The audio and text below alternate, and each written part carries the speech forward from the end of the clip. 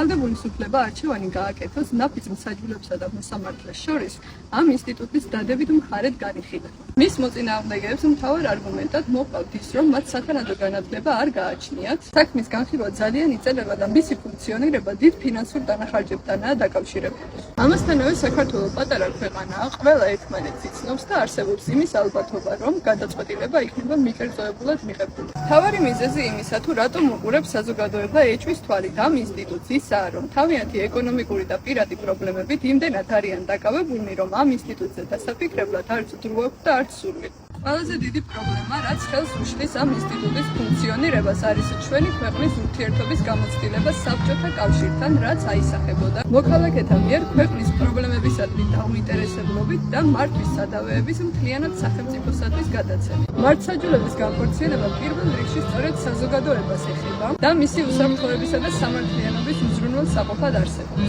საზოგადოება არ უნდა გადგეს განზე და თავისი ბედი მხოლოდ სახელმწიფოს არ უნდა მიიღოს.